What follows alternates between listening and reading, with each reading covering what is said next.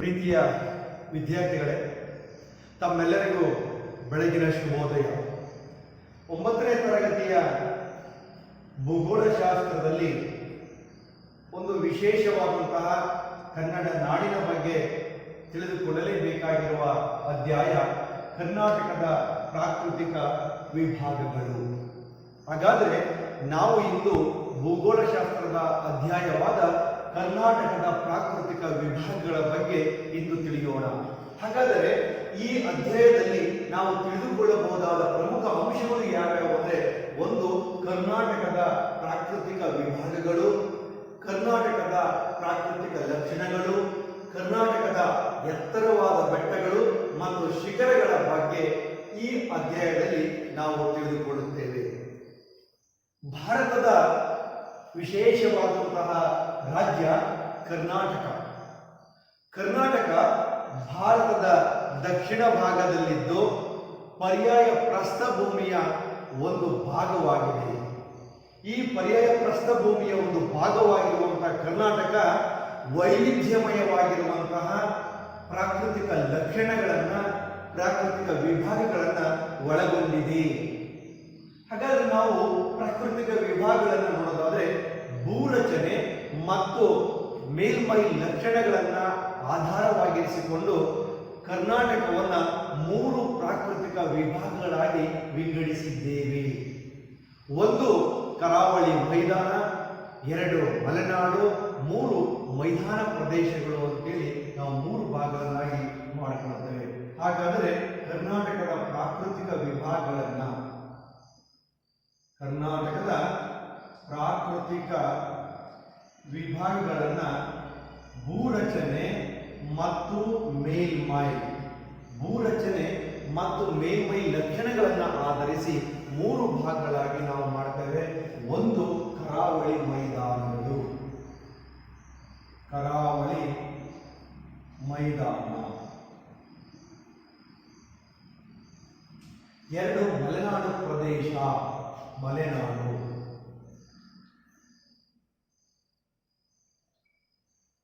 ಕರಾವಳಿ ಮೈದಾನ, ಮಲೆನಾಡು ಪ್ರದೇಶ ಮತ್ತು ಮೈದಾನ ಪ್ರದೇಶಗಳು ಅಂತೇಳಿ ನಾವು 3 ಭಾಗಗಳಾಗಿ ಮಾಡಿಕೊಳ್ಳುತ್ತೇವೆ.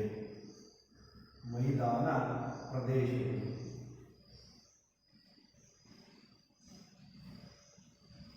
ವಿದ್ಯಾರ್ಥಿಗಳೇ, ಪರೀಕ್ಷಾ ದೃಷ್ಟಿಯಿಂದ ಇದನ್ನು 1 ಅಂಕಗಳಿಗೆ ಕೇಳಬಹುದು ಅಥವಾ 2 ಅಂಕಗಳಿಗೆ ಕೂಡ ಕೇಳುವಂತಹ ಸಾಧ್ಯತೆಗಳು ಕೂಡ ಇರ್ತವೆ. ಕರ್ನಾಟಕದ ಪ್ರಾಕೃತಿಕ ವಿಭಾಗಗಳು ಯಾವುವು? ಭೂರಚನೆ ಮತ್ತು ಮೇಲ್ಮೈ ಲಕ್ಷಣಗಳನ್ನು ಆಧರಿಸಿ ಕರ್ನಾಟಕವನ್ನು 3 ಪ್ರಾಕೃತಿಕ ವಿಭಾಗಗಳಾಗಿ ವಿಂಗಡಿಸಿದ್ದೇವೆ. 1 ಕರಾವಳಿ ಮೈದಾನಗಳು, 2 ಮಲೆನಾಡು ಪ್ರದೇಶ, 3 ಮೈದಾನ ಪ್ರದೇಶಗಳು ಅಂತ ಹೇಳ್ತೇವೆ. ಆದರೆ 3 ನಾವು ಮ್ಯಾಪ್ನಲ್ಲಿ ನೋಡೋದಾದ್ರೆ, ಮೊದಲನೇದು ಕರಾವಳಿ ಮೈದಾನ. ಕರಾವಳಿ ಮೈದಾನ ನೋಡಿ, ನಾನು ಗುರುತು ಮಾಡ್ತಾ ಹೋಗ್ತೀನಿ. ಇದನ್ನ ನಾವು ಕರಾವಳಿ ಮೈದಾನ ಅಂತೇಳಿ ಕರಿತೇವೆ. ಕರಾವಳಿ ಮೈದಾನ, ಕರಾವಳಿ ಮೈದಾನ. ಹಾಗಾದ್ರೆ ಎರಡನೇದು ನೋಡೋಣ. ಎರಡನೇದೇನು? ಮಲೆನಾಡು ಪ್ರದೇಶ. ಈ ಮಲೆನಾಡು ಪ್ರದೇಶ,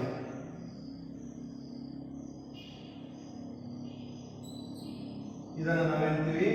ಮಲೆನಾಡು ಪ್ರದೇಶ.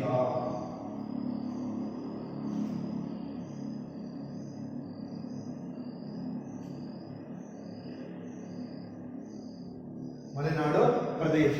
ಇನ್ನು ಉಳಿದಂತೆ ಏನಿದೆಯಲ್ಲ ಅದನ್ನು ನಾವೇನ್ತೀವಿ? ಮೈದಾನ ಪ್ರದೇಶ. ಇದೆಲ್ಲದನ್ನು ಕೂಡ ನಾವೇನ್ತೀವಿ? ಮೈದಾನ ಪ್ರದೇಶ ಅಂತ ಹೇಳ್ತಾರೆ. ವಿಶಾಲವಾದ ಮೈದಾನಗಳು ಅಂತ ಹೇಳ್ತಾರೆ. ಮೈದಾನ ಪ್ರದೇಶ.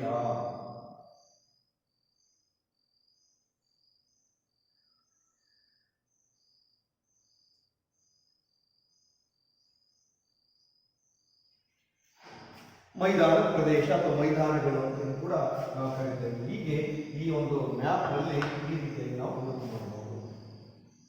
ಕರ್ನಾಟಕದ ಭೂಪಟದಲ್ಲಿ ನಾವು ಕರ್ನಾಟಕದ ಭೂಪಟದಲ್ಲಿ ಪ್ರಾಕೃತಿಕ ವಿಭಾಗಗಳನ್ನು ನಾವು ಈ ರೀತಿ ಬಹಳ ಸುಂದರವಾಗಿ ವಿಶೇಷವಾಗಿ ಬಣ್ಣ ಬಣ್ಣಗಳಿಂದ ಈ ರೀತಿ ಗುರುತನ್ನು ನಾವು ಮಾಡಬಹುದು.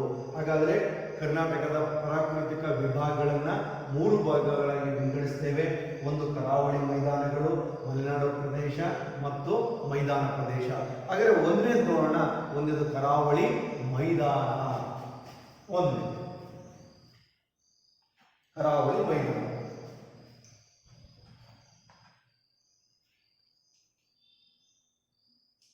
ಮೊದಲನೆಯ ಪ್ರಾಕೃತಿಕ ಲಕ್ಷಣ ಕರಾವಳಿ ಮೈದಾನ.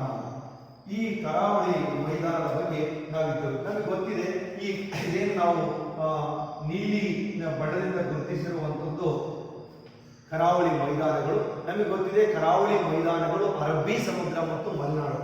ಈ ಕಡೆ ಇರ್ತಕ್ಕಂಥದ್ದು ಏನಿದೆ ಅರಬ್ಬಿ ಸಮುದ್ರ ಇದೆ. ಭಾರತದ ಪಶ್ಚಿಮ ಭಾಗಕ್ಕೆ ಅರಬ್ಬಿ ಸಮುದ್ರ ಇದೆ. ಪೂರ್ವ ಭಾಗಕ್ಕೆ ಬಂಗಾಳ ಕೊಲ್ಲಿ ಇದೆ. ಭಾರತದ ದಕ್ಷಿಣ ಭಾಗಕ್ಕೆ ಹಿಂದೂ ಮಹಾಸಾಗರ ಇದೆ. ಹಾಗಾದರೆ ಕರಾವಳಿ ಮೈದಾನಗಳು ಎಲ್ಲಿ ಹಬ್ಬಿವೆ, ಹೇಗೆ ಹರಡಿಕೊಂಡಿವೆ ಅಂದರೆ ಕರಾವಳಿ ಮೈದಾನಗಳು ಅರಬ್ಬಿ ಸಮುದ್ರ ಮತ್ತು ಮಲೆನಾಡು, ಅರಬ್ಬಿ ಸಮುದ್ರ ಮತ್ತು ಮಲೆನಾಡುಗಳ ನಡುವೆ ಇವು ವಿಸ್ತರಿಸಿವೆ ಅಂತ ಹೇಳಿ ಕರಿತೇವೆ. ಅರಬ್ಬಿ ಸಮುದ್ರ ಮತ್ತು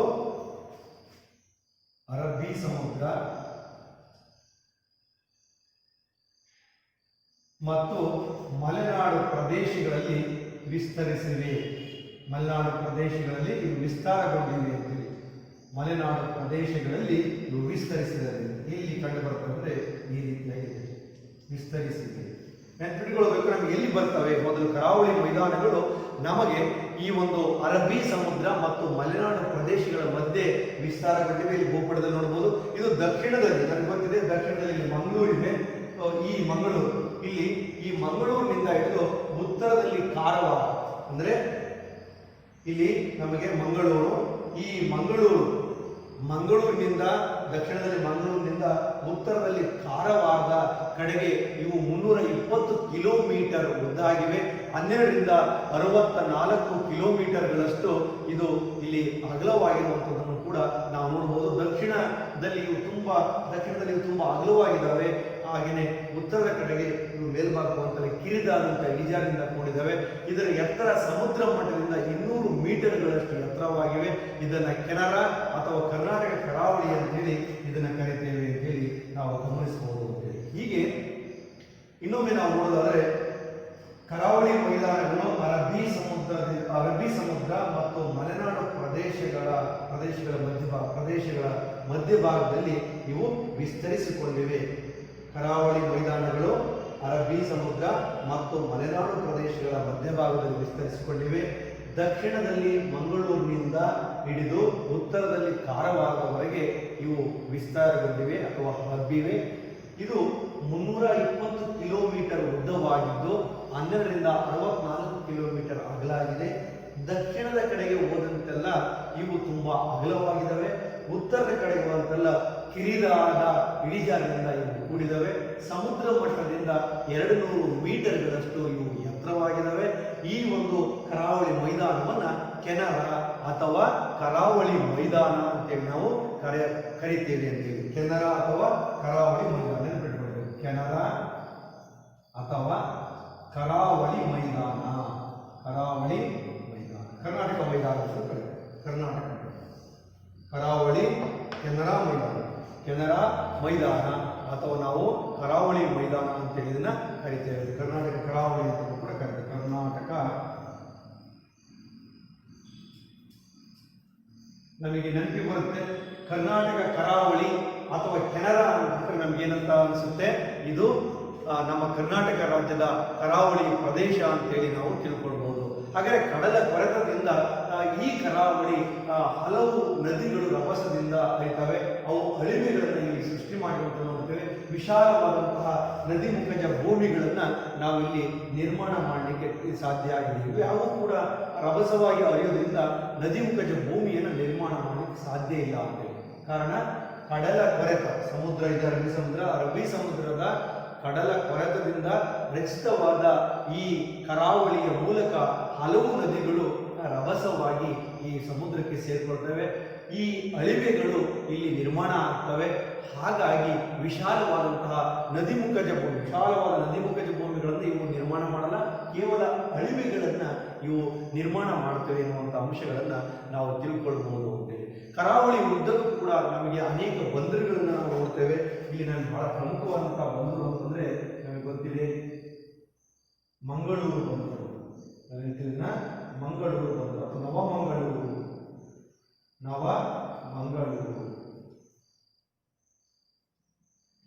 ಕರ್ನಾಟಕ ಕರಾವಳಿ ಅಥವಾ ಕೆನರಾ ಎನ್ನುವಂಥದ್ದು ಅಥವಾ ಕರಾವಳಿ ಉದ್ದಕ್ಕೂ ಕೂಡ ಅನೇಕ ಬಂದರುಗಳನ್ನು ನಾವು ಕಾಣ್ತೇವೆ. ನವಮಂಗಳೂರು ಬಂದರು ಕರ್ನಾಟಕದ ಅತಿ ದೊಡ್ಡದಾದ ಬಂದರಾಗಿದೆ. ವಿದ್ಯಾರ್ಥಿಗಳೇ, ಹಾಗಾದ್ರೆ ಕರ್ನಾಟಕದ ಅತ್ಯಂತ ದೊಡ್ಡ ಬಂದರು ಯಾವುದು? ನವಮಂಗಳೂರು ಬಂದರು ಅಂತೇಳಿ ನಾವು ಇದನ್ನು ಕರಿತೇವೆ. ಇದಲ್ಲದೆ ಭಟ್ಕಳ, ಮಲ್ಪೆ, ಕಾರವಾರ, ಕುಮಟ, ಬೇಲಿಕೇರಿ, ಹೊನ್ನಾವರ ಈ ಎಲ್ಲ ಏನು ಬಂದರುಗಳಿವೆ ಇವುಗಳನ್ನು ನಾವು ಮೀನುಗಾರಿಕಾ ಬಂದರುಗಳು ಅಂತೇಳಿ ಕರೀತೇವೆ. ನಮಗೆ ಗೊತ್ತಿರೋ ಹಾಗೆ ಬಹಳ ವಿಶೇಷವಾಗಿರುವಂಥದ್ದು ಕರ್ನಾಟಕದ ಅತಿ ದೊಡ್ಡ ಬಂದರು ಯಾವುದು?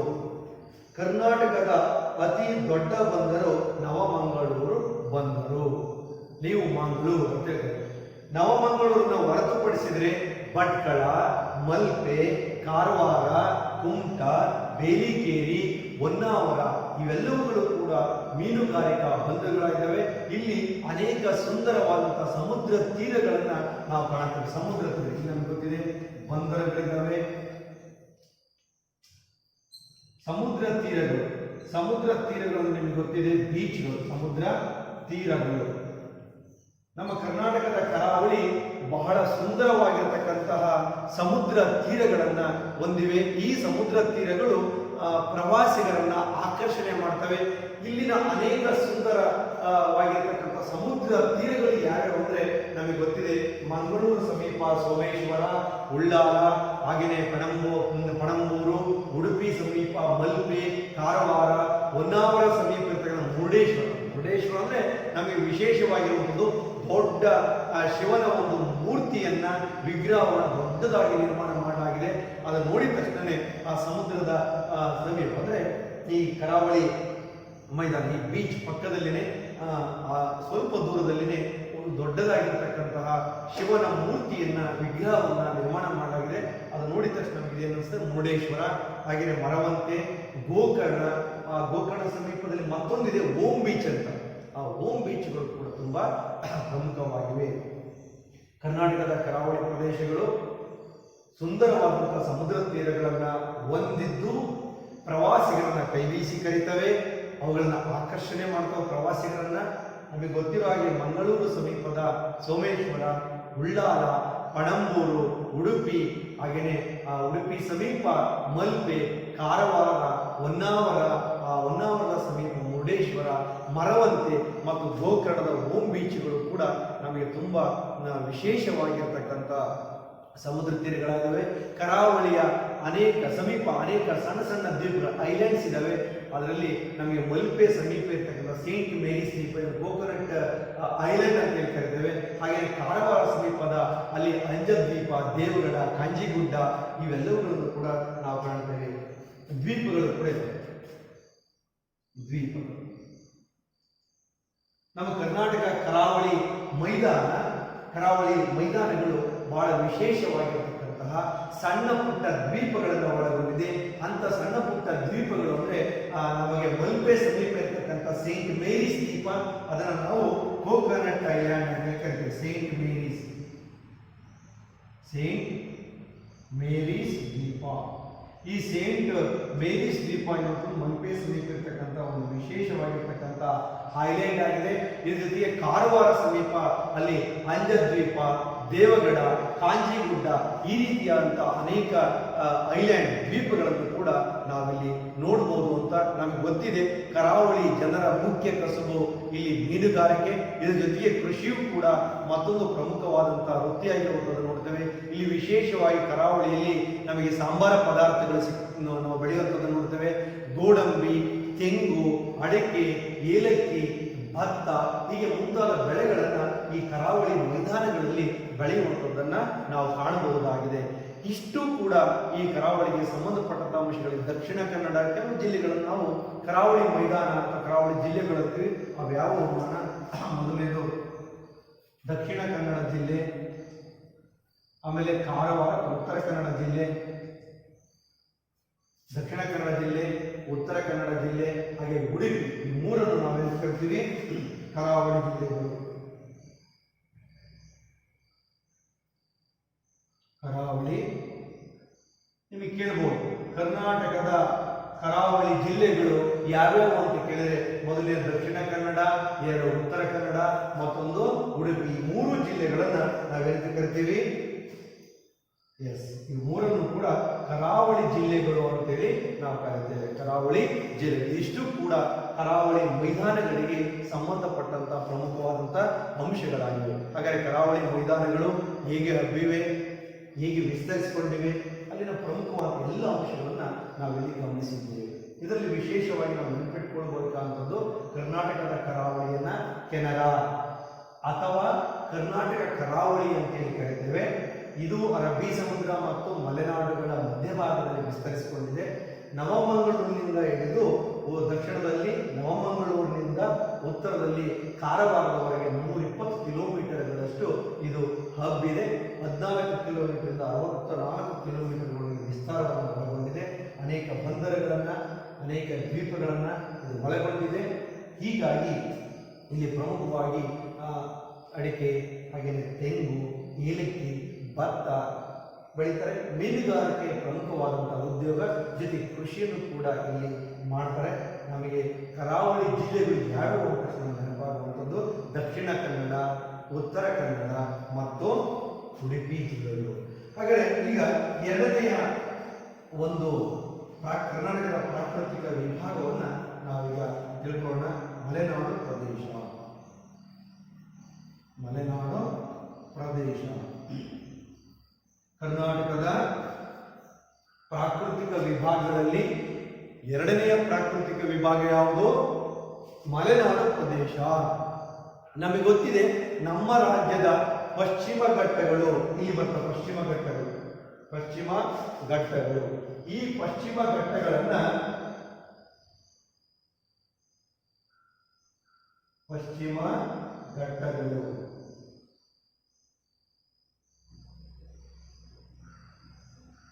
ಈ ಪಶ್ಚಿಮ ಘಟ್ಟಗಳನ್ನ ಪಶ್ಚಿಮ ಘಟ್ಟಗಳು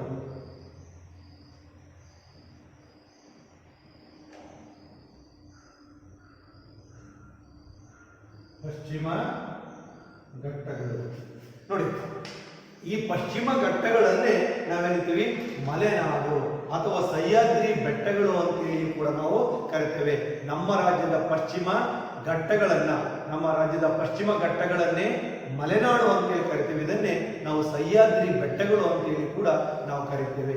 ನೆನಪಿಟ್ಟುಕೊಳ್ಬೇಕು, ಮಲೆನಾಡು ಪ್ರದೇಶಗಳನ್ನ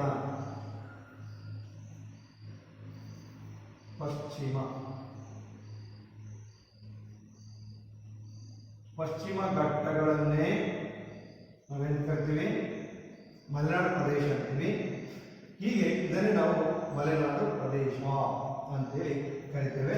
ಇದಕ್ಕೆ ಮತ್ತೊಂದು ಹೆಸರು ಸಹ್ಯಾದ್ರಿ ಬೆಟ್ಟಗಳು ಅಂತ ಹೇಳ್ತಾರೆ. ವಿದ್ಯಾರ್ಥಿಗಳೇ, ಮಲೆನಾಡು ಪ್ರದೇಶ ಕರ್ನಾಟಕದ ಪ್ರಮುಖವಾದ ಎರಡನೆಯ ಪ್ರಾಕೃತಿಕ ವಿಭಾಗವಾಗಿದೆ. ಕರ್ನಾಟಕ ರಾಜ್ಯದ ಪಶ್ಚಿಮ ಘಟ್ಟಗಳನ್ನು ಮಲೆನಾಡು ಪ್ರದೇಶ ಎಂದು ಕರೆಯುತ್ತೇವೆ. ಕರ್ನಾಟಕದ ಮಲೆನಾಡು ಪ್ರದೇಶಗಳನ್ನು ಸಹ್ಯಾದ್ರಿ ಎಂತಲೂ ಕೂಡ ಕರೆಯುತ್ತೇವೆ. ಮಲೆನಾಡು ಉತ್ತರ ದಕ್ಷಿಣವಾಗಿ ಕರಾವಳಿಗೆ ಸಮಾನಾಂತರವಾಗಿದೆ. ಇಲ್ಲಿ ಮಲೆನಾಡು ಅನ್ನುವಂಥದ್ದು, ಈ ಮಲೆನಾಡು ಇಲ್ಲೇನು ಪಿಂಕ್ ಕಲರ್ ಬಂದಿಲ್ಲ, ಈ ಮಲೆನಾಡು ಪ್ರದೇಶ ಏನಿದೆಯಲ್ಲ ಕರಾವಳಿ ಮೈದಾನಗಳಿಗೆ ಸಮಾನಾಂತರವಾಗಿ ಉತ್ತರ ದಕ್ಷಿಣವಾಗಿ ಸಮಾನಾಂತರವಾಗಿ ಆಗಿದೆ. ಈ ನೋಡಿ, ಈ ಮಲೆನಾಡು ಪ್ರದೇಶಗಳು ನಮಗೆ ಗೊತ್ತಿರೋ ಹಾಗೆ ಇದು ಉತ್ತರ ದಕ್ಷಿಣವಾಗಿ ಕರಾವಳಿಗೆ ಸಮಾನಾಂತರವಾಗಿ ಇದು ಹಬ್ಬಿಕೊಂಡಿರುವಂಥದ್ದನ್ನು ನೋಡ್ತೇವೆ. ಪಶ್ಚಿಮ ಭಾಗ, ಈ ಅರಬ್ಬಿ ಸಮುದ್ರದ ಕಡೆಗೆ ಪಶ್ಚಿಮ ಭಾಗ ತುಂಬಾ ಕಡಿದಾದ ಡೀಪ್ ಸ್ಲೋಪ್ ಅಂತ ಪಶ್ಚಿಮದ ಕಡೆಗೆ ಇದು ಬಹಳ ಕಡಿದಾದ ಇಳಿಜಾರನ್ನು ಒಳಗೊಂಡಿದೆ. ಪೂರ್ವದ ಕಡೆಗೆ ಹೋದಂತೆ ನಿಧಾನವಾಗಿ ಹಂತವಾಗಿ ಸ್ವಲ್ಪ ಇಳಿಜಾರು ಇಲ್ಲಿ ಕಡಿಮೆ, ಸ್ವಲ್ಪ ರೀತಿಯ ಇಳಿಜಾರನ್ನ ನಾವು ಕಾಣ್ತೇವೆ. ಆದ್ದರಿಂದ ಇದನ್ನು ಘಟ್ಟಗಳು ಅಂತೇಳಿ ಕರೀತೇವೆ. ಹಾಗಾದರೆ ಮಲೆನಾಡಿನ ಉದ್ದ 650 ಕಿಲೋಮೀಟರ್ ಇದೆ, ಅಗಲ 50ರಿಂದ 76 ಕಿಲೋಮೀಟರ್, ಸರಾಸರಿ ಸಮುದ್ರದ ಮಟ್ಟದಿಂದ ಎತ್ತರ 900ರಿಂದ 1500 ಮೀಟರ್ಗಳಷ್ಟು ಎತ್ತರವಾಗಿದೆ. ಇದು ಅರಬ್ಬಿ ಸಮುದ್ರದಿಂದ ಬೀಸುವಂತಹ ಮಳೆ ಮಾರುತಗಳನ್ನು ತಡೆದು 200 ಸೆಂಟಿಮೀಟರ್ಗಿಂತಲೂ ಕೂಡ ಹೆಚ್ಚಿನ ಮಳೆಯನ್ನು ಪಡೆಯುತ್ತದೆ ಎನ್ನುವುದು ನೆನಪಿಟ್ಟುಕೊಳ್ಳಬೇಕು ವಿದ್ಯಾರ್ಥಿಗಳೇ. ಮಲೆನಾಡು ಪ್ರದೇಶ ಕರಾವಳಿ ಮೈದಾನಗಳಿಗೆ ಸಮಾನಾಂತರವಾಗಿ ಉತ್ತರ ಮತ್ತು ದಕ್ಷಿಣದ ಕಡೆಗೆ ಹಬ್ಬಿದೆ. ಮಲೆನಾಡು ಪ್ರದೇಶ 650 ಕಿಲೋಮೀಟರ್, ಇದು ಅಗಲ, ಉದ್ದ 650 ಕಿಲೋಮೀಟರು ಅಗಲ, ಇದು ಉದ್ದ 50 ಕಿಲೋಮೀಟರ್ನಿಂದ 76 ಕಿಲೋಮೀಟರ್ಗಳಷ್ಟು ಇದು ಅಗಲ ಆಗಿದೆ. ಸಮುದ್ರದ ಮಟ್ಟದಿಂದ 1000 ಕನಿಷ್ಠ ಇದು 900ರಿಂದ ಹಿಡಿದು ಇದು 1500 ಮೀಟರ್ಗಳಷ್ಟು ಎತ್ತರವಾಗಿರುವಂಥದ್ದು ನೋಡ್ತೇವೆ. ಇದು ಅರಬ್ಬಿ ಸಮುದ್ರದಿಂದ, ಹೀಗೆ ಅರಬ್ಬಿ ಸಮುದ್ರದಿಂದ ಬೀಸುವಂತಹ ಮಳೆ ಮಾರುತಗಳು, ಇವುಗಳಲ್ಲಿ ನಾವು ಮಳೆ ಮಾರುತಗಳು, ನೈಋತ್ಯ ಮಾನ್ಸೂನ್ ಮಾರುತಗಳು ಅಂತ ಏನು ಕರಿತೀವಲ್ಲ, ಹೀಗೆ ಈ ಮಳೆ ಮಾರುತಗಳನ್ನು ತಡೆದು 200 ಸೆಂಟಿಮೀಟರ್ಗಳಷ್ಟು ಮಳೆಯನ್ನ ಇವು ಸುರಿಸ್ತವೆ. ನೆನಪಿಟ್ಟುಕೊಳ್ಳಬೇಕು ಬಹಳ ವಿಶೇಷವಾಗಿ, ಇದನ್ನು 200 ಸೆಂಟಿಮೀಟರ್ಗಳಿಗಿಂತಲೂ ಕೂಡ ಹೆಚ್ಚು ಮಳೆಯನ್ನ ಸುರಿಸ್ತವೆ. ವಿದ್ಯಾರ್ಥಿಗಳೇ, ಎರಡನೆಯ ಪ್ರಮುಖವಾದ ಪ್ರಾಕೃತಿಕ ವಿಭಾಗ ಅಂತಂದ್ರೆ ಮಲೆನಾಡು ಪ್ರದೇಶ. ಈ ಮಲೆನಾಡು ಪ್ರದೇಶ ಅಂದ್ರೆ ಏನಪ್ಪಾ ಅಂದ್ರೆ, ಕರ್ನಾಟಕದ ಪಶ್ಚಿಮ ಘಟ್ಟಗಳನ್ನು ಮಲೆನಾಡು ಪ್ರದೇಶ ಎಂದು ಕರೆಯುತ್ತೇವೆ. ಇವುಗಳನ್ನ ಸಹ್ಯಾದ್ರಿ ಅಂತಲೂ ಕೂಡ ಕರೆಯುತ್ತೇವೆ. ಮಲೆನಾಡು ಪ್ರದೇಶಗಳು ಉತ್ತರದಿಂದ ದಕ್ಷಿಣದವರೆಗೆ ಕರಾವಳಿ ಮೈದಾನಕ್ಕೆ ತಕ್ಕಂತೆ ಸಮಾನಾಂತರವಾಗಿ ಇವು ಹಬ್ಬಿವೆ. ಮಲೆನಾಡು ಪ್ರದೇಶದ ಎತ್ತರ 650, ಇದು ಉದ್ದ. ಮಲೆನಾಡು ಪ್ರದೇಶ 650 ಕಿಲೋಮೀಟರ್ಗಳಷ್ಟು ಉದ್ದವಾಗಿದೆ. 650 ಕಿಲೋಮೀಟರ್ಗಳಷ್ಟು ಉದ್ದ ಆಗಿರುವಂಥದ್ದನ್ನ ನಾವು ನೋಡ್ತೇವೆ. ಇದರ ಅಗಲವನ್ನು ನಾವು ನೋಡೋದಾದ್ರೆ, ಇದು ನೆನಪಿಟ್ಕೊಳ್ಬೇಕು, 650 ಕಿಲೋಮೀಟರ್. ಮಲೆನಾಡು ಪ್ರದೇಶಗಳ ಉದ್ದ ಏನು? 650 ಕಿಲೋಮೀಟರ್ ಉದ್ದವಾಗಿದೆ. ಮಲೆನಾಡು ಪ್ರದೇಶಗಳು 50ರಿಂದ 76 ಕಿಲೋಮೀಟರ್ಗಳಷ್ಟು, ಇದು ಕೂಡ ಕಿಲೋಮೀಟರ್ಗಳಷ್ಟು ಇದು ಎತ್ತರವಾಗಿದೆ. ಇದು ಕೂಡ ಕಿಲೋಮೀಟರ್ ಎತ್ತರ, ಮಾತ್ರ ಇದು ಮೀಟರ್ಗಳಲ್ಲಿ. ಹೀಗೆ 50ರಿಂದ 76 ಕಿಲೋಮೀಟರ್ ಇದು ಅಗಲವಾಗಿದೆ. ಇದರ ಸರಾಸರಿ ಅಂದ್ರೆ ಅರಬ್ಬಿ ಸಮುದ್ರದ ಒಂದು ಮಟ್ಟದಿಂದ, ಸಮುದ್ರ ಮಟ್ಟದಿಂದ ಸರಾಸರಿ ಇದರ ಎತ್ತರ 900 ಮೀಟರ್ನಿಂದ 1500 ಮೀಟರ್ಗಳಷ್ಟು ಎತ್ತರವಾಗಿದೆ. ಇದು ಅರಬ್ಬಿ ಸಮುದ್ರದಿಂದ ಬೀಸುವಂತಹ ಈ ಮಳೆಯ ಮಾರುತಗಳನ್ನು ತಡೆದು 200 ಸೆಂಟಿಮೀಟರ್ಗಿಂತಲೂ ಕೂಡ ಹೆಚ್ಚು ಮಳೆಯನ್ನು ಪಡೆಯುವಂತೆ ಇದು ಮಾಡುತ್ತೆ ಅಂತೇಳಿ. ಇಲ್ಲಿನ ಅತಿ ಎತ್ತರವಾದಂತಹ ಶಿಖರಗಳು ಅಂದ್ರೆ ನಮಗೆ ಗೊತ್ತಿದೆ, ಮುಳ್ಳಯ್ಯನಗಿರಿ, ಕುದುರೆಮುಖ, ಕಲ್ಲತ್ತಗಿರಿ ಮತ್ತು ರುದ್ರಗಿರಿ ಮತ್ತು ದೇವಿರಮ್ಮನ ಬೆಟ್ಟ ಎನ್ನುವಂಥದ್ದು ಬಹಳ ವಿಶೇಷವಾಗಿರುವಂಥದ್ದು ನಾವು ನೆನಪಿಟ್ಟುಕೊಳ್ಬೇಕು. ಮುಳ್ಳಯ್ಯನಗಿರಿ,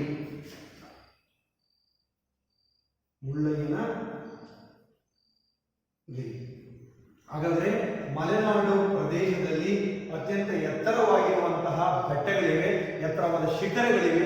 ಅಂತ ಶಿಖರಗಳು ಯಾವಂದ್ರೆ, ಮೊದಲಿಂದು ಮುಳ್ಳಯ್ಯನಗಿರಿ, ಕುದುರೆಮುಖ, ಕಲ್ಲತ್ತಗಿರಿ, ರುದ್ರಗಿರಿ ಮತ್ತು ದೇವಿರಮ್ಮನ ಬೆಟ್ಟಗಳು. ಇವೆಲ್ಲವುಗಳು ಕೂಡ ಚಿಕ್ಕಮಗಳೂರು ಜಿಲ್ಲೆಯಲ್ಲಿ ಬರುವಂಥದ್ದು. ಇದಲ್ಲದೆ ಬಲ್ಲಾಳರಾಯನ ದುರ್ಗ, ಆಮೇಲೆ ಮೆರ್ತಿಗುಡ್ಡ, ಆಮೇಲೆ ಪುಷ್ಪಗಿರಿ, ಹಾಗೆ ಕೊಡಚಾದ್ರಿ, ಇವೆಲ್ಲವುಗಳು ಕೂಡ ಪಶ್ಚಿಮ ಘಟ್ಟದ ಉನ್ನತವಾದಂತಹ ಶಿಖರಗಳು ಆಗಿವೆ.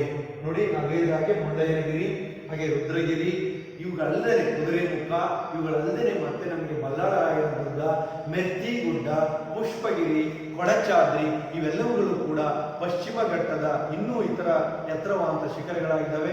ಮಲೆನಾಡು ಶಿಖರಗಳಲ್ಲಿ ಅತ್ಯಂತ ಎತ್ತರವಾಗಿರುವಂತಹ ಶಿಖರ ಅಂದರೆ ಮುಳ್ಳಯ್ಯನಗಿರಿ. ಇದು 1913 ಮೀಟರ್ ಎತ್ತರವಾಗಿದೆ.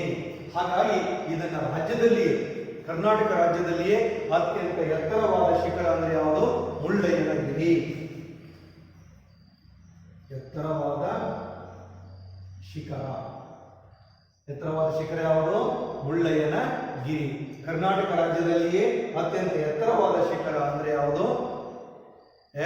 ಮುಳ್ಳಯ್ಯನಗಿರಿ ಅಂತೇಳಿ ನಾವು ಕರಿತೇವೆ. ಕರ್ನಾಟಕದ ಪೂರ್ವದ ಮೈದಾನದಿಂದ ಪಶ್ಚಿಮದ ಘಟ್ಟಗಳು ಕರಾವಳಿ ಮೈದಾನಕ್ಕೆ ಹೋಗುವಂತ ಮಾರ್ಗವನ್ನ ನಾವು ಪರ್ವತ ಘಾಟಿ ಘಟ್ಟ ಮಾರ್ಗ ಅಂತ ನಾವು ಘಾಟ್ ಸೆಕ್ಷನ್ ಅಂತೀವಿ, ಘಾಟಿಗಳು ಅಂತ ಕರಿತೇವೆ. ಆ ಘಾಟಿಗಳನ್ನ ನಾವಿಲ್ಲಿ ನೋಡ್ಬೇಕಾಗುತ್ತೆ. ಕರ್ನಾಟಕದ ಪೂರ್ವದಿಂದ ನಾವೇನ್ ಮಾಡ್ತೀವಿ?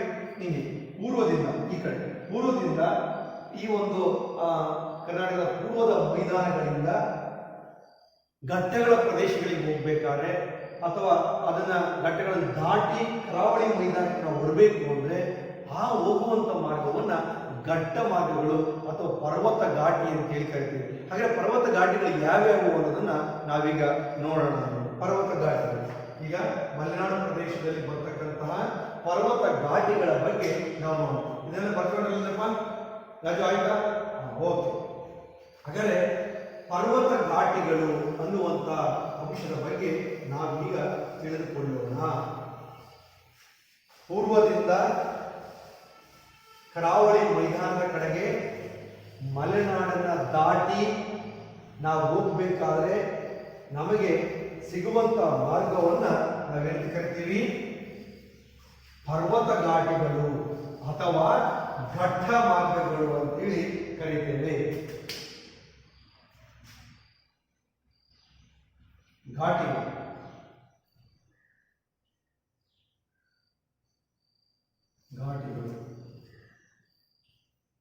ಒಂದೊಂದಾಗಿ ನೋಡ್ಕೋಣ. ಒಂದು ಚಾರ್ಮಾಡಿ ಘಾಟ್, ಶಿರಾಡಿ ಘಾಟ್, ಆಗುಂಬೆ ಘಾಟಿ ಮತ್ತು ಹುಲಿಕಲ್ ಘಾಟಿ ಎನ್ನುವಂತಹ 4 ಪ್ರಮುಖವಾದಂತಹ ಪರ್ವತ ಘಟ್ಟ ಮಾರ್ಗಗಳನ್ನ ನಾವು ಕರೀತೇವೆ. ಇದನ್ನ ಘಟ್ಟ ಮಾರ್ಗಗಳು ಅಂತೇಳಿ ಕೂಡ ಕರೀತೇವೆ. ಘಟ್ಟ ಮಾರ್ಗಗಳು ಅಥವಾ ಘಾಟಿಗಳು ಅಂತೇಳಿ ನಾವು ಕರೀತೇವೆ. ಕರ್ನಾಟಕ ರಾಜ್ಯದಲ್ಲಿ ವಿಶೇಷವಾಗಿ ಚಾರ್ಮಾಡಿ ಘಾಟಿ, ಒಂದನೇದು ಚಾರ್ಮಾಡಿ ಘಾಟಿ, 2 ಶಿರಾಡಿ ಘಾಟಿ,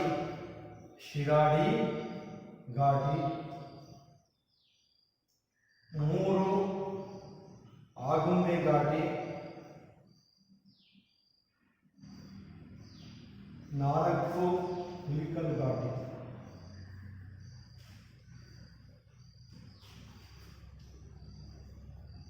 ಕರ್ನಾಟಕ ರಾಜ್ಯದ ಪ್ರಮುಖ ಘಟ್ಟ ಮಾರ್ಗಗಳು ಅಥವಾ ಘಾಟಿ ಮಾರ್ಗಗಳು ಯಾವೆಂದರೆ 1 ಚಾರ್ಮಾಡಿ ಘಾಟಿ, 2 ಶಿರಾಡಿ ಘಾಟಿ, 3 ಆಗುಂಬೆ ಘಾಟಿ, 4 ಹುಲಿಕಲ್ ಘಾಟಿ. ನಮಗೆ ಗೊತ್ತಿದೆ ಮಂಗಳೂರಿನಿಂದ ಚಿಕ್ಕಮಗಳೂರಿನ ನಡುವೆ ಸಂಪರ್ಕವನ್ನ ಈ ಚಾರ್ಮಾಡಿ ಘಾಟ್ ಎನ್ನುವುದು ಸಂಪರ್ಕವನ್ನು ಕಲ್ಪಿಸುತ್ತೆ. ಶಿರಾಡಿ ಘಾಟ್, ಎರಡನೇದು ಶಿರಾಡಿ ಘಾಟ್, ಇದು ಹಾಸನ, ಸಕಲೇಶಪುರ ಮತ್ತು ಮಂಗಳೂರುಗಳ ನಡುವೆ ಸಂಪರ್ಕವನ್ನು ಕಲ್ಪಿಸುವ ಘಾಟಿ ಶಿರಾಡಿ ಘಾಟಿ. ಆಗುಂಬೆ ಘಾಟಿ, ಮೂರನೇದು ಆಗುಂಬೆ ಘಾಟಿ, ಶಿವಮೊಗ್ಗ ಮತ್ತು ಉಡುಪಿಯ ನಡುವೆ ಸಂಪರ್ಕವನ್ನು ಕಲ್ಪಿಸುವ ಘಾಟಿ ಆಗುಂಬೆ ಘಾಟಿ. ಹಾಗೆ 4ನೇದು ಹುಲಿಕಲ್ ಘಾಟಿ, ಇದು ಶಿವಮೊಗ್ಗ ಮತ್ತು ಕುಂದಾಪುರ ನಡುವೆ ಏನ್ ಮಾಡುತ್ತಿದ್ದು ಸಂಪರ್ಕವನ್ನ ಕಲ್ಪಿಸುತ್ತದೆ. ಬಹಳ ಸುಲಭವಾಗಿ ನಾವು ಹೇಳ್ಬೋದು. ಚಾರ್ಮಾಡಿ ಘಾಟ್ ಒಂದನೇದು, ಇದರಿಂದ ಮಂಗಳೂರಿನಿಂದ ಚಿಕ್ಕಮಗಳೂರು, ಮಂಗಳೂರಿನಿಂದ ಚಿಕ್ಕಮಗಳೂರು ಮಾರ್ಗಗಳನ್ನು ಚಿಕ್ಕಮಗಳೂರುಗಳ ನಡುವೆ ಇದು ಸಂಪರ್ಕವನ್ನು ಕಲ್ಪಿಸುತ್ತೆ. ಹಾಗೆ ಶಿರಾಡಿ ಘಾಟಿ ಇದು ಹಾಸನ, ಸಕಲೇಶಪುರ ಮತ್ತು ಮಂಗಳೂರುಗಳ ನಡುವೆ ಇದು ಸಂಪರ್ಕವನ್ನು ಕಲ್ಪಿಸುತ್ತೆ. ಹಾಗೆಯೇ ಆಗುಂಬೆ ಅಂತ ನನಗೆ ಗೊತ್ತಿದೆ, ಶಿವಮೊಗ್ಗ ಟು ಮಂಗಳೂರು. ಈ ಶಿವಮೊಗ್ಗದಿಂದ ಹಿಡಿದು ಉಡುಪಿ ತನಕ, ಶಿವಮೊಗ್ಗ ಮತ್ತು ಉಡುಪಿಯವರೆಗೆ ಇದು ಸಂಪರ್ಕವನ್ನು ಕಲ್ಪಿಸುತ್ತೆ. ಹಾಗೆಯೇ ಹುಲಿಕಲ್ ಘಾಟಿ ಶಿವಮೊಗ್ಗದಿಂದ ಹಿಡಿದು ಕುಂದಾಪುರ. ಹೀಗೆ ಪ್ರಮುಖವಾದಂತಹ ಘಾಟಿ ಪ್ರದೇಶಗಳನ್ನು ನಾವಿಲ್ಲಿ ನೋಡಬಹುದಾಗಿದೆ. ಸೊ ಇದಿಷ್ಟು ಕೂಡ ನಾವು ಮಲೆನಾಡು ಪ್ರದೇಶಕ್ಕೆ ಸಂಬಂಧಪಟ್ಟಂತೆ ಪ್ರಮುಖವಾದ ಅಂಶಗಳು. ಕೊನೆಯ ಒಂದು ಅಂಶ, ಮಲೆನಾಡು ಅಧಿಕವಾದಂತಹ ಮಳೆಯನ್ನ ಪಡೆಯುತ್ತೆ. ಯಾಕೆ? ನೈಋತ್ಯ ಮಾನ್ಸೂನ್ ಮಾರುತಗಳನ್ನ ಈ ಪಶ್ಚಿಮ ಘಟ್ಟಗಳು ತಡೆದು 200 ಸೆಂಟಿಮೀಟರ್ಗಳಿಂತಲೂ ಅಧಿಕವಾದ ಮಳೆಯನ್ನು ನಾವು ಸುರಿಸ್ತವೆ. ಹೀಗಾಗಿ ಮಲೆನಾಡು ಅಧಿಕ ಮಳೆಯನ್ನು ಪಡೆಯುವುದರಿಂದ ಅಲ್ಲಿ ನಿತ್ಯ ಹರಿದ್ವರ್ಣ ಅರಣ್ಯಗಳಿಂದ ಇಲ್ಲಿ ಕೂಡಿವೆ. ಮನೋಹರವಾದಂತಹ ತಾಣಗಳನ್ನು ನಾವಿಲ್ಲಿ ಕಾಣ್ತೇವೆ. ಕರ್ನಾಟಕದ ಹಲವು ನದಿಗಳ ಉಗಮ ಸ್ಥಾನ ಪಶ್ಚಿಮ ಘಟ್ಟಗಳಾಗಿದ್ದಾವೆ. ಈ ನದಿಗಳ ಕಡಿದಾದಂತಹ ಇಳಿಜಾರಿನಲ್ಲಿ ರಭಸದಿಂದ ಹರಿಯುತ್ತಾ ಅನೇಕ ಜಲಪಾತಗಳನ್ನು ನಿರ್ಮಾಣ ಮಾಡಿರುವಂತ ನೋಡಿದ್ದೇವೆ. ಅವುಗಳಲ್ಲಿ ಭಾರತದಲ್ಲಿ ಅತ್ಯಂತ ಎತ್ತರವಾದಂತಹ ಜಲಪಾತ ಜೋಗ ಜಲಪಾತ. ನಮಗಿಲ್ಲಿ ನಿತ್ಯ ಹರಿದ್ವರ್ಣ ಕಾಡುಗಳು, ನಿತ್ಯ ಹರಿದ್ವರ್ಣ ಕಾಡುಗಳನ್ನ ನಾವಿಲ್ಲಿ ಕಾಣ್ತೇವೆ. ಅನೇಕ ನದಿಗಳ ಉಗಮ ಸ್ಥಾನ ಆಗಿದೆ. ಭಾರತದಲ್ಲಿ ಅತ್ಯಂತ ಎತ್ತರವಾಗಿರ್ತಕ್ಕಂಥ ಜಲಪಾತ ಅಂದ್ರೆ ಜೋಗ ಜಲಪಾತ. ಈ ಜೋಗ ಜಲಪಾತ ಅನ್ನುವಂಥದ್ದು ಶರಾವತಿ ನದಿ ಸೃಷ್ಟಿ ಮಾಡುತ್ತೆ ಅನ್ನೋದು. ಹೀಗೆ ವಿಶೇಷವಾದ ಕಡಿದಾದ ಇಳಿಜಾರುಗಳಲ್ಲಿ ನಾವು ಜಲಪಾತಗಳನ್ನು ನೋಡ್ತೇವೆ. ಅದರ ಜೊತೆಗೆ ನಾವು ಜೋಗ ಜಲಪಾತ ಜೊತೆಗೆ ಉಂಚಡಿ ಜಲಪಾತ, ಮಾಗೋಡು ಜಲಪಾತ, ಗೋಕಾಕ್ ಜಲಪಾತ, ಶಿವನ ಸಮುದ್ರ, ಅಬ್ಬೆ ಜಲಪಾತಗಳನ್ನ ನಾವಿಲ್ಲಿ ಕಾಣಬಹುದು. ಇದರ ಜೊತೆಗೆ ವಿಶೇಷವಾಗಿರ್ತಕ್ಕಂಥ ಕಣಿವೆ ಮತ್ತು ಕಂದರಗಳನ್ನು ಕೂಡ ನಾವಿಲ್ಲಿ ನೋಡಬಹುದು. ಇಲ್ಲಿನ ಈ ಮಲೆನಾಡು ಪ್ರದೇಶಗಳಲ್ಲಿ ಕಾಫಿ, ಟೀ, ರಬ್ಬರ್ ಮತ್ತು ಸಾಂಬಾರ ಪದಾರ್ಥಗಳನ್ನ ಹೇರಳವಾಗಿ ಬೆಳೆಯಲಾಗುತ್ತದೆ ಎನ್ನುವಂಥದ್ದನ್ನ ನಾವು ತಿಳಿದುಕೊಳ್ಬಹುದು. ಅಧಿಕವಾಗಿ ಕಾಫಿಯನ್ನ ಚಿಕ್ಕಮಗಳೂರು ಜಿಲ್ಲೆಯಲ್ಲಿ ಬೆಳೆದ್ರಿಂದ ಚಿಕ್ಕಮಗಳೂರನ್ನ ನಾವು ಕಾಫಿ ನಾಡು ಅಂತೇಳಿ ಕರಿತೇವೆ. ಕೊಡಗು ಜಿಲ್ಲೆಯಲ್ಲಿ ತಂಪಾದ ವಾತಾವರಣದಿಂದ ಇದನ್ನು ಕರ್ನಾಟಕದ ಕಾಶ್ಮೀರ ಅಂತೇಳಿ ಕರಿತೇವೆ. ಹೆಚ್ಚು ಕಿತ್ತಳೆ ಹಣ್ಣುಗಳನ್ನು ಅಲ್ಲಿ ಬೆಳೆದಿಂದ ಕಿತ್ತಳೆ ನಾಡು ಅಂತೇಳಿ ಕರಿತೇವೆ. ಬಹಳ ವಿಶೇಷವಾಗಿ ನೋಡಬೇಕು. ಚಿಕ್ಕಮಗಳೂರು ನಾವೇನು ಕರಿತೀವಿ? ಕಾಫಿಯ ನಾಡು, ಬಹಳ ಫೇಮಸ್ ಅದು ಚಿಕ್ಕಮಗಳೂರು. ಇದನ್ನು ನಾವು ಕಾಫಿಯ ನಾಡು ಅಂತೇಳಿ ಕರಿತೇವೆ. ಹಾಗಾದ್ರೆ ಇನ್ನೊಂದು ಕರ್ನಾಟಕದ ಕಾಶ್ಮೀರ ಯಾವುದು? ಕೊಡಗು. ಕರ್ನಾಟಕದ ಕಾಶ್ಮೀರ ಅಂತ ಹೇಳಿ ಕರಿತೇವೆ. ಯಾಕೆ ಈ ರೀತಿ ಕರಿತೇವೆ ಅಂದ್ರೆ ನಮಗೆ ಗೊತ್ತಿದೆ, ತಂಪಾದ ವಾತಾವರಣ ಇದೆ. ಜೊತೆ ಇದನ್ನ ಕಿತ್ತಳೆ ನಾಡು ಅಂತ ಕೂಡ ಕರಿತೀವಿ. ಕಿತ್ತಳೆ ನಾಡು ಹೆಚ್ಚಾಗಿ ಕಿತ್ತಳೆ ನಾಡು. ಹಾಗಾದ್ರೆ ಅಧಿಕವಾಗಿ ಕಾಫಿಯನ್ನು ಬೆಳೆಯುವಂತಹ ಚಿಕ್ಕಮಗಳೂರನ್ನು ಕಾಫಿಯ ನಾಡು ಅಂತೇಳಿ ನಾವು ಕರಿತೇವೆ. ಕೊಡಗು ಜಿಲ್ಲೆಯನ್ನ ನಾವು ಕರ್ನಾಟಕದ ಕಾಶ್ಮೀರ ಅಂತೇಳಿ ಕರಿತೇವೆ. ಯಾಕಂದ್ರೆ ತಂಪಾದ ವಾತಾವರಣದಿಂದ ಇದನ್ನ ಕರ್ನಾಟಕದ ಕಾಶ್ಮೀರ ಅಂತೇಳಿ ಕರಿತೇವೆ. ಹಾಗೆಯೇ ಈ ಕಿತ್ತಳೆ ಹಣ್ಣುಗಳನ್ನು ಹೆಚ್ಚಾಗಿ ಬೆಳೆದಿಂದ ಇದನ್ನ ಕಿತ್ತಳೆ ನಾಡು ಅಂತಲೂ ಕೂಡ ನಾವು ಕರಿತೇವೆ ಎನ್ನುವಂಥದ್ದು. ಇದು ಮಲೆನಾಡು ಪ್ರದೇಶ ತುಂಬಾ ಜೀವಿ ವೈವಿಧ್ಯತ ವಲಯ ಅಂತೇಳಿ ಗುರುತು ಮಾಡಲಾಗಿದೆ. ಹಾಸನ, ಕೊಡಗು, ಶಿವಮೊಗ್ಗ, ಚಿಕ್ಕಮಗಳೂರು ಇದು ನೆನಪಿಟ್ಕೊಳ್ಬೇಕು. ಒಂದು ಹಾಸನ, ಎರಡು ಕೊಡಗು, ಮತ್ತೊಂದು ಚಿಕ್ಕಮಗಳೂರು. ಈ ಮೂರು ಜಿಲ್ಲೆಗಳನ್ನ ನಾವೇನು ಕರಿತೀವಿ? ಮಲೆನಾಡು ಜಿಲ್ಲೆಗಳು. ಜೀವಿ ವೈವಿಧ್ಯತಾ ವಲಯ.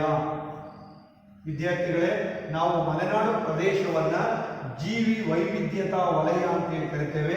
ಹಾಗಾದರೆ ಮಲೆನಾಡು ಜಿಲ್ಲೆಗಳು ಯಾವ್ಯಾವು ಅಂದರೆ ಒಂದು ಹಾಸನ, ಎರಡು ಕೊಡಗು, ಮೂರು ಚಿಕ್ಕಮಗಳೂರು ಅಂತೇಳಿ ನಾವು ಕರಿತೇವೆ. ಇದಿಷ್ಟು ಕೂಡ ಒಂದು ಮಲೆನಾಡಿನ ಒಂದು ವಿಶೇಷವಾದಂತಹ ಪ್ರಮುಖವಾದ ಅಂಶಗಳನ್ನ ನಾವಿಲ್ಲಿ ತಿಳ್ಕೊಂಡಿದ್ವಿ. ಅರ್ಥ ಆಯ್ತಾ ವಿದ್ಯಾರ್ಥಿಗಳೇ?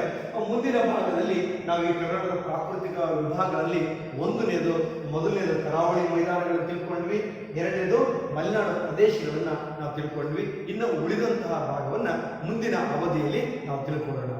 ತಮ್ಮೆಲ್ಲರಿಗೂ ಧನ್ಯವಾದಗಳು.